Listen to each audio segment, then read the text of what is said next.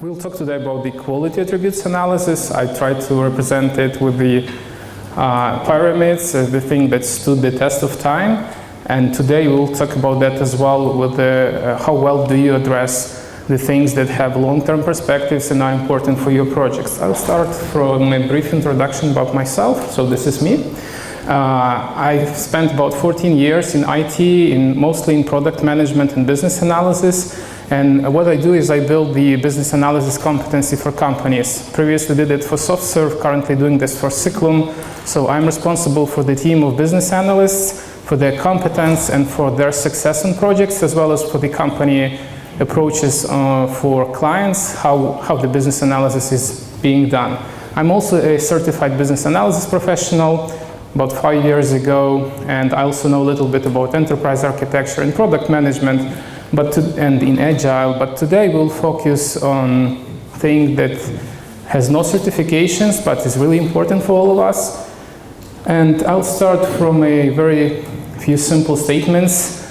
If these are familiar for you, you've heard them from your team, from your developers or architects, please raise your hand.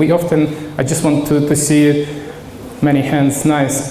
So often when we are doing the project already, somewhere in the middle of the project, for some unlucky BAs, that's the end of the project, we see that we have forgot something. We forgot about some qualities of the system, which is not the functionality that we were building. And it actually destroys the entire effort. So the year or two or half a year that we've spent on building something, in the end, it may be just kind of disqualified. And there are some things that we need to pay attention to upfront, but at the core of all of that is a very simple concept of assumptions. We all make assumptions. You make assumptions every day. Your clients make assumptions, and there's a lot of assumptions on projects about many, many different things. And some of them are explicit, so we write them, we state them, and we work with them. But I don't know, huge percent of, maybe 90% of the assumptions, we don't have enough time to validate all of them. They are implicit. And we struggle with them later on late stages of the project. And the things that are important for a business analyst or for the team that wants to build a successful product, it's not just the application, it's many, many other things in the business that I hope you all understand. Things like business rules, business processes, assumptions about the market, some events on the market, what's important for the market or for your group of stakeholders as well. If you're building a product for internal use. What are the locations that the business is operating in? Just a small example for one of the products, people made an assumption, people working on the project made the assumption that if the client is from the US, then the entire product will be distributed only in the US. But on the late stages of the project, they found out that that's the global product. It will be used simultaneously across the globe, and they had to change the entire architecture and entire approach on how users log into the system. They found out that they are not able to turn the system off. There's no downtime for the system at all, and they had to scrap and rework the entire project. So there are many things that we need to pay attention to, and we call them in some specific way. Classic distribution, I'll use the Babcock classification, has this box called solution requirements, which are divided into functional and non-functional. So we start with the business requirements. Nice talk today on a parallel session. We need to be focused on that. We listed them from stakeholders, and then we come to this lower level of solution requirements. At least that's the ideology of the most well-known standard. And then we divide them into functional and non-functional. But today I want to challenge this division, which is, I think, misguides you, misguides analysts, misguides people that you're working with. Is it really the non-functional, or should it be called differently? The definition in the Babcock is really simple. We'll not spend too much time here. It's that the non-functional requirements, they augment the functional part, give it power, and they identify some constraints in the solution. There's other definition that I like from Carl Wiggers, one of the best experts, I think, in our field. And he says that this is something that the system must exhibit, but something that we cannot observe. So this is what we will be talking about today. I have highlighted a simple list of few of the quality attributes or non-functional requirements, and I think most of these here would be familiar for you, but there's many more. We can always go deeper, so I'll just add a little bit more and a little bit more, and still the list is not full. So it's purposely overwhelming for you, so you will not be able to read all it. But there is many different things that are not functionality, but we need to take into account.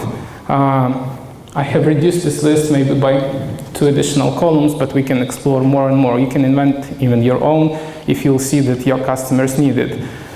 So how we address all of this? It's how long the solution takes to develop. Is it secure? How easy it is to maintain the solution? Is it easy to modify the solution in the middle of when we are building, in the end of we are building? If we would like to transfer the data from this solution to some other source, is it easy to do? Would it be, how mobile the solution will be? Can we replicate it in terms of infrastructure? Can we reuse its parts? How modular the solution is being built? So many different things. Who addresses, on your projects, who addresses at least 5? Raise your hand. 1 hand. So, how do we do that? First of all, I'll just introduce the simplest possible approach. You go back to this list and select some specific amount, let's say limited to 10, that you will write down and use this card on your project when you are working on anything functional. Just keep in mind that you have this list. You will have to spend some time to select, to investigate, and you use this list in all of the discussions, or if you have time and you can articulate the importance of that to your team and client, then you also define it explicitly. So these are just a suggestion, the list that I'm using with my business analyst currently at Cyclum. You may build your own. So we defined 2 categories, like 2 groups: primary, really simple one, and the secondary if we have more time and we need to spend more attention to it. So these are, I think, you all pretty common sense. The availability, compatibility, performance, scalability, security, testability is pretty important for us, usability or accessibility depending on how specific your project is, and then some of the attributes to the right. But we need some approach on how to define them specifically, and we have some problems with that. Number 1 problem, there is no common ontology. I'm giving you one list today. You can find 10, 20 books. Every other book will give you a different list. And they are all context specific. So if I will say availability, I will imagine something. If I will say this in a year from now, it will be a different definition. If I will have a discussion with architect, it will be something different. If any one of you will try to explain the availability right now, I bet we'll have 20 different definitions in 10 minutes. So that's another issue. And the list is incomplete. There is no single source to find them all. And this makes it pretty challenging to address. So I wanted to give you a few approaches today how we can do that. But the most important thing is, can we do this before we start the implementation? Typically, we have to address this before we start the implementation, because you probably all know that the later stage that the project is in, the more money and time will have to be spent in case if you have some unvalidated assumptions that came out to be true that that's not true anymore. Market is changing today, maybe every 3 months, as well as your stakeholders, they have to react, and there should be some way to define this upfront, and I will give you one technique to do that. So, and you want to avoid this. That's I try to represent the functionality. It will drive. You have everything inside it, but the speed will be unsatisfactory, and you will have some issue with controls. So this is what we want to avoid. But one question for you. Who do you think should be responsible for definition of the quality attributes or non-functional requirements? Please raise your hand if you think that should be the architects, system architects, solution architects. 4 hands. Business analyst? Anyone? Most of you? Dev team?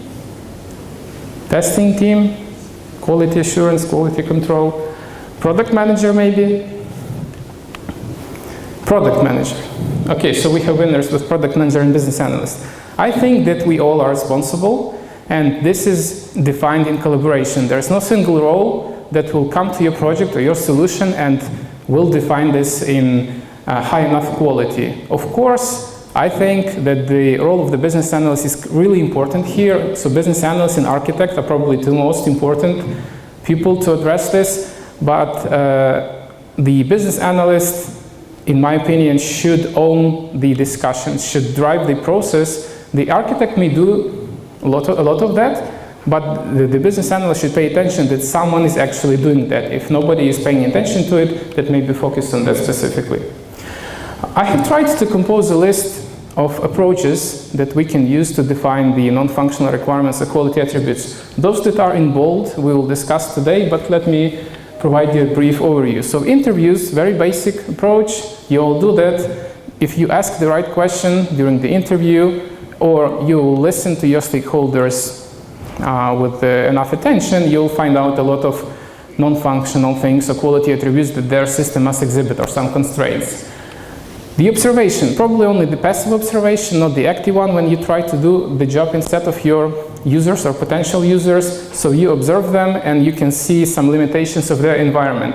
The concept for the addressing the quality attributes is not just the system that you are building, it's the environment in which the system will operate, so that you will address it. I'll try to provide an example with the I'll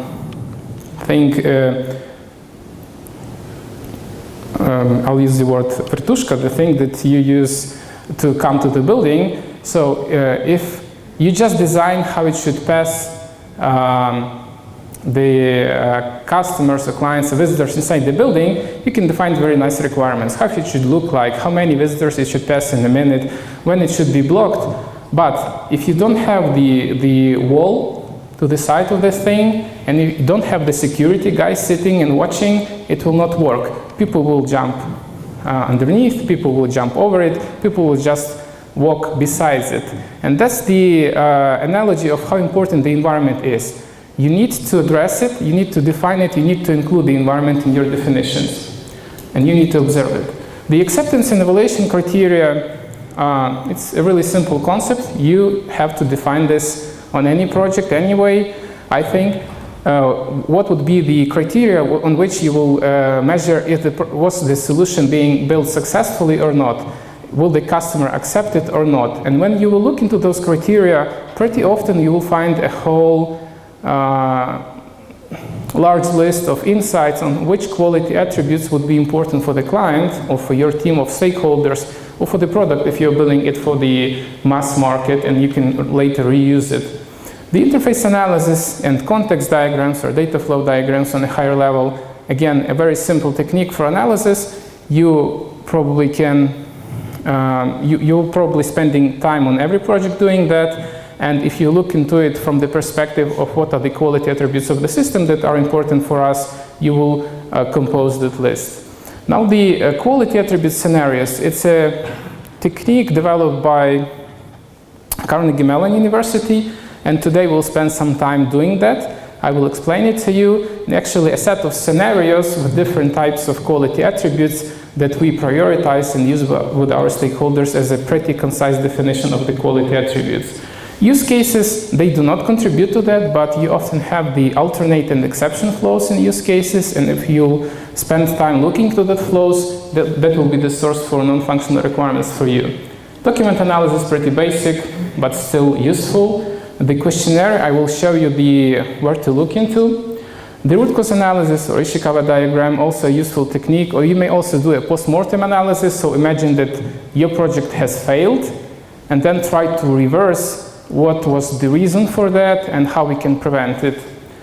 Risk analysis, again, pretty common sense, but if you look into the risk analysis with the glasses of non-functional requirements or quality attributes, you will find a lot what is important for customers. The same applies for metrics and KPIs. And there's the thing which is kind of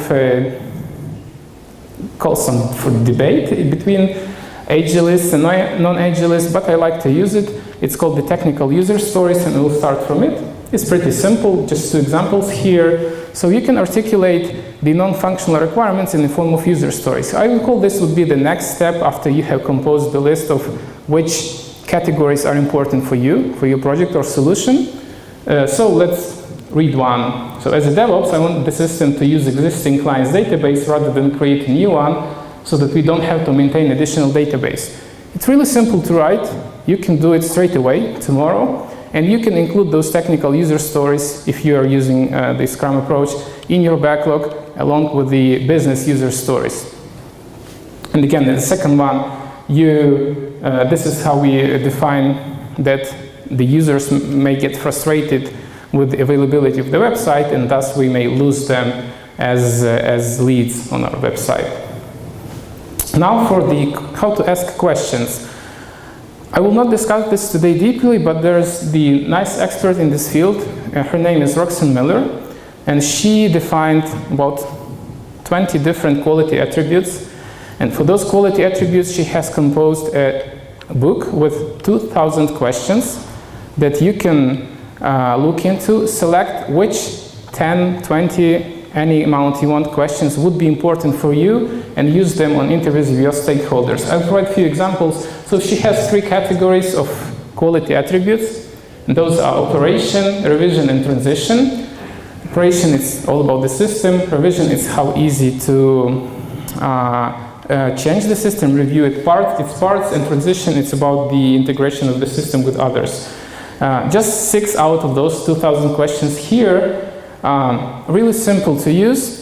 I encourage you to look for the book of Roxanne if you want the nice source of the questions you may ask to interviews, or you may ask your clients on all of the quality attributes that she has addressed, maybe 20 of this huge list that I have shown you before.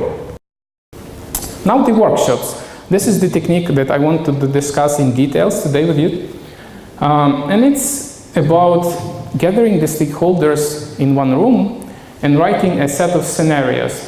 BA has to facilitate that, and it's really dependent on, are you able to articulate the need for your stakeholders to be gathered in this one room and spend a day or 2 days, or this may be a set of sessions, on defining the quality attributes of the system.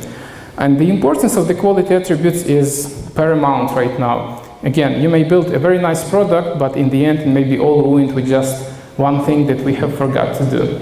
So how it looks like? There are 8 steps. First 4 pretty simple. So we present this whole concept. It's an open concept. You can Google for it. So the Carnegie Mellon University has published it for public use. We present, I think that may be the business representative, and BA may facilitate that as well, the things that are important for the business. Then the architectural drivers. Number 3 is the technical perspective, so skip this for now, it's pretty common sense.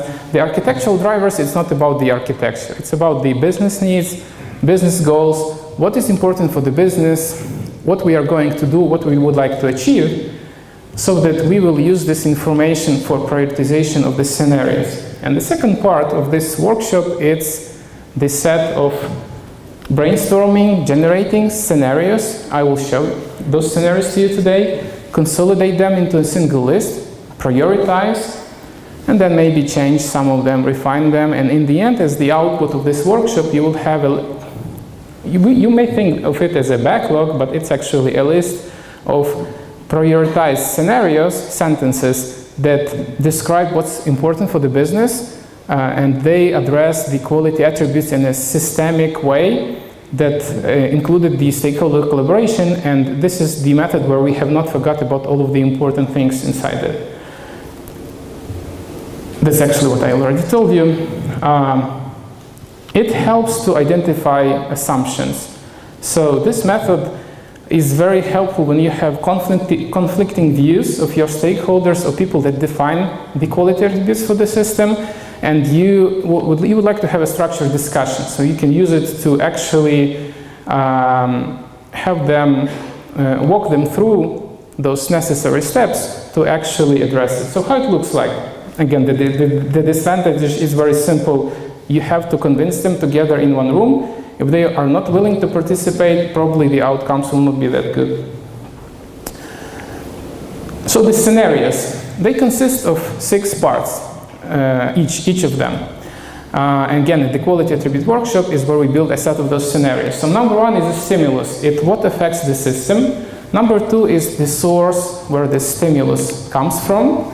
Number 3 is the environment. It's the condition of the environment under which it all happened. What was stimulated or who was stimulated? So remember that non-functional requirements, quality attributes may be about your team, about your development process, not just about the solution that you're building. And 5 and 6 would be the response. How we respond and how we measure specifically this response. So let's use a few examples to make it more tangible.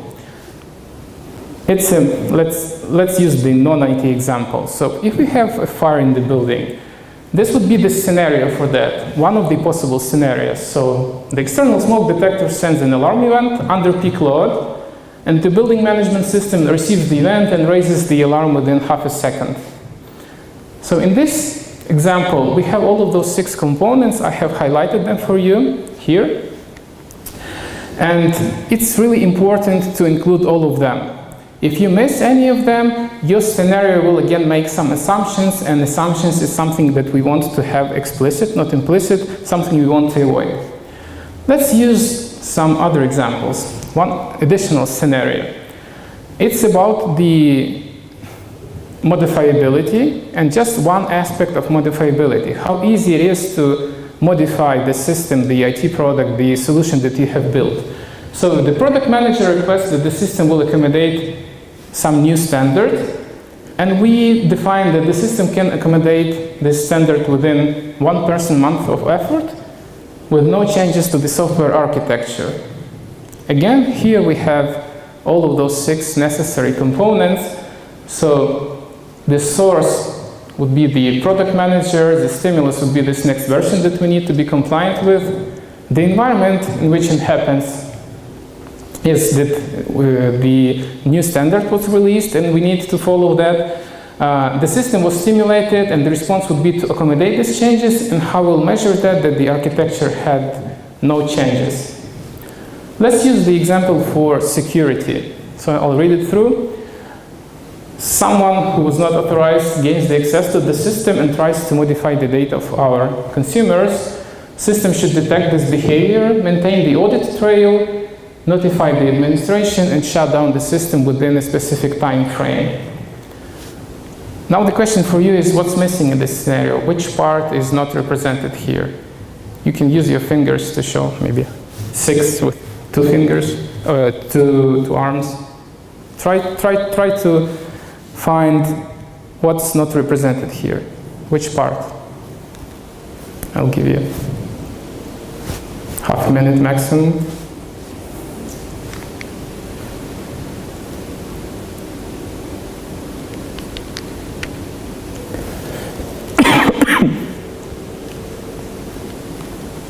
So any suggestions? I see that number 1, 5, 3. Anyone else? Need more time? No? So here, the environment was missing. We have not specified under which specific condition the system is operating. Maybe that's the peak load, and under the peak load, the system should not respond in this way or should respond differently. Maybe the system was starting up or shutting down, there should be different response. So we need to specifically define that we assume the normal operation, and again, all of those 6 components are important. If we will remove any of them, let's say the measurement of the response, we again will make a lot of assumptions that may increase the risk of us not being successful. One more example for availability, just one aspect of availability. So we receive some external message by process, and this process informs the operator that we have received this message and continues to operate with no downtime. Again, those 6 components on the bottom, the source would be, it's something external to the system. It's an unanticipated message, something we have not predicted. Environment is normal operation, like in the previous example. The response would be to inform the operator and continue to operate, and the measure is no downtime. But what if we think about the availability in a broader sense? What are the potential artifacts for developing these scenarios for availability? So those would be some communication channels, storage, processors. You may add more here. If you think about this, what possible sources, they may be internal to the system, external to the system. It may be something in the hardware, in the software, or something physically in the environment. The stimulus, it may be the omission of something, some error, a crash inside the system on the process, incorrect timing or incorrect response. The environment may be it's just system starting up, shutting down. It's maybe a peak load for the system or just normal operation. The response, we can prevent the failure, we can detect fault, that something bad happened, and somehow react to that. We can disable the event source, let's say that's the distributed attack. And how we will measure that? We can measure the time for response, the time for how long the system should be available, time to detect the fault, repair time. There are some additional things here, so I try to represent it in a more simpler way. And out of all of those combinations, you create many different scenarios for just one word, which is the availability. And you can build those maps for those 10, 20, it depends on your time, attributes. You remember we have shown this list in the beginning. So you select what's important for you. You may build this list, and then you can use this map as a framework or canvas for discussion with your stakeholders on which scenarios are important to be built. And in the end, you just generate a set of those sentences containing all 6 parts. And returning to the workshop, you have them prepared, you start prioritizing them. During generation of those scenarios, you will have a lot of discussions between you and your stakeholders on what's important, what to change, and how to prioritize it. And then in the end, you have this prioritized list, which you want to address then later in the development. How you would address it, it's again, another question. You may write technical user stories, you may write those scenarios inside your backlog. You may, they actually serve, so we have use cases which serve as the input for functional requirements, and these scenarios, they replace use cases but for the quality attributes, for the non-functional part. Maybe you would like to skip that and after my presentation return to your work next week and not do any of that. And you think that your ship is large and strong and it will never be in this situation. I think that it's your risk to take what to do, but there are some things that you're risking here. Just one attribute, maybe it's not the very IT example, but the Samsung Galaxy phone that was burning inside the plane and then was banned on all flights. That was the quality attribute for that phone. So when you use it daily, don't pay attention that the battery may overheat and explode, right? But this small thing destroyed the whole concept, the whole software, and the whole system that was being built. So many efforts wasted, many money wasted inside the company. And this is something that you're risking with your products if you're not paying enough attention for quality attributes. Your reputation, NPS is the Net Promoter Score. It's how likely your customers and your stakeholders are to promote your solution to others, to their friends or colleagues. So this division that is displayed in the Babok and other sources you may face, it's kind of misleading. There are a lot of trade-offs you have to make. If you want to reach a specific quality attribute, it will affect your functionality. Let's say you want your system availability to be 5 nines. 5 nines means 99.999%. So there's only very little time when you can turn it off. But that means that maybe you have to change the way how the users log in and log out into your system. It may require the changes in the functionality that you're building. And it's always this balance. If you want to fulfill some scenario, if you want to reach some specific measurable quality attribute, it may affect the functionality. And the further you want to go with the extent of that quality attribute, the more you may have to sacrifice in the functionality. And USBs, you need to understand that those two parts, they are really tied together. And I recommend you to spend time on that during the project start. during very initial stages when you're just starting on the project, so that you will not run into the situation that you have defined this later and that would be your ship lying on the back. One example about Uber that I like to pay attention to is everybody knows how it works. It's a very simple application, but do you know how it started? They have decided that the customer satisfaction will not be high enough if in the region where the Uber operates, when they started, there will not be enough amount of cars, and when I call the car, if it will not arrive within 5 minutes, I will be dissatisfied with the service. So what did they do? They decided that we will address universities and apartments for students only those two regions. And this is how Uber launched. So they have hired a set of drivers within a specific region near the university and near the apartments, and they mostly driven between those two places. But they have reached the quality attribute of availability of the service. When I called the taxi, it had arrived within 5 minutes or less. So then they expanded into some regions of the city and then to entire city. And this is still the reason why Uber launches not in all countries, in all cities at once, but they have a roadmap that we need to hire some specific amount of drivers and only then launch the service in some specific city.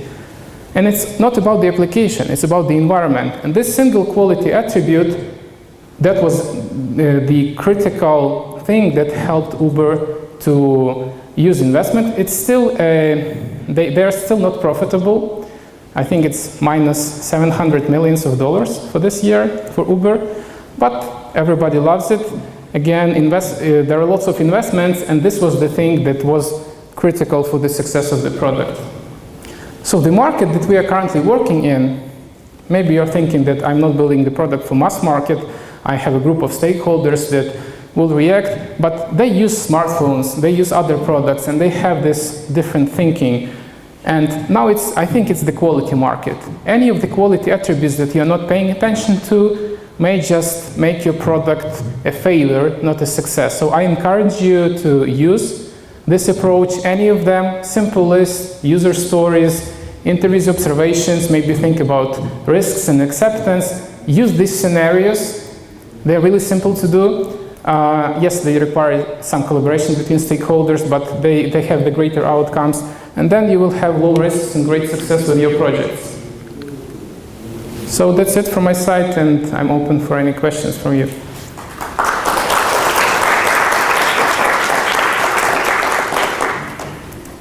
You may ask questions in Russian if you want.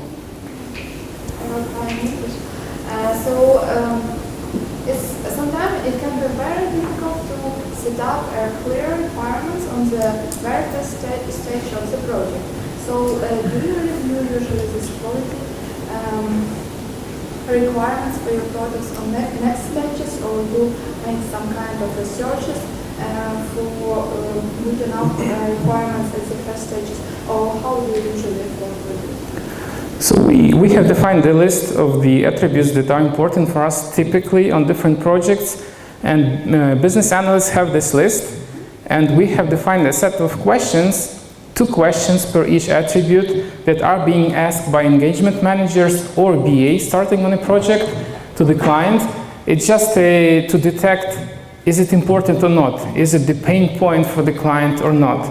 On later stages, we run discovery phases, and on those discovery phases, you can use any of those techniques. You can look what the customer has and ask more questions, but then when you started you have defined the vision and scope for your product.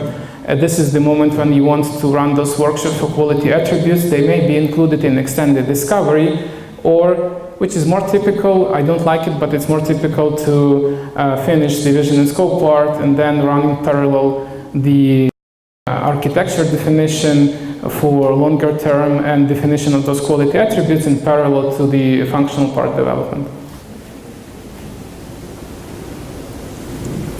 Hi, hello. So thank you for your presentation. And I must say that I completely with you on this point, because the non-functional requirements of quality attributes, this is the one that checks architecture, so it should be addressed really early. I've got one comment and one question. So the comment is regarding the list of responsible persons. I think one is missing, the customer. Because business vision and business drivers, this is what helps us prioritize and define key quality. Absolutely. And the second question is, what's your favorite approach to prioritization of this? Because of course we need to involve customer, of course we need to involve architects, business analysts and domain experts, but how do you approach it on the workshops? So what's the most efficient? That was not intended to be the full list, so definitely the customer is critical to be asked.